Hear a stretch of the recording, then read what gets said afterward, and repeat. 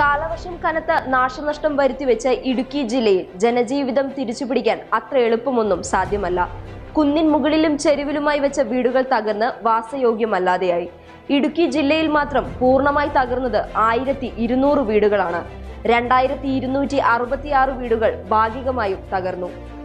അപകടാവസ്ഥയിൽ തകർച്ചാ ഭീഷണിയും ബലക്ഷയവും നേരിടുന്ന വീടുകളുടെ എണ്ണം 10,000 കവിയും. ഇടുക്കിയിൽ വൻ നാശമുണ്ടായ സ്ഥലങ്ങളിൽ താമസിക്കുന്നത് പ്രോത്സാഹിപ്പിക്കില്ലെന്ന് ജില്ലാതല അവലോകന യോഗം വ്യക്തമാക്കി.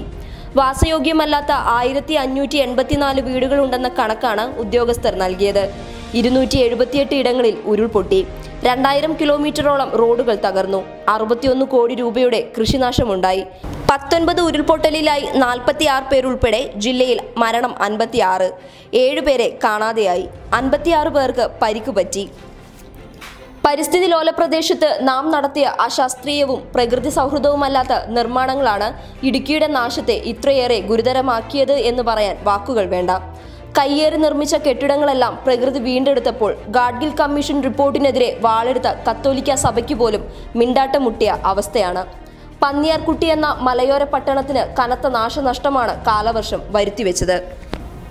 ഇടുക്കി ഹൈറേഞ്ചിന്റെ പുനരധിവാസത്തെക്കുറിച്ച് ആദ്യത്തെ ആലോചന നടത്തും മുൻപേ ഗവൺമെന്റ് പഠിക്കേണ്ട ഏറ്റവും പ്രധാനപ്പെട്ട കാര്യം തന്നെയാകും ഈ പട്ടണത്തിന് സംഭവിച്ച ദുരവസ്ഥ. News desk public Kerala.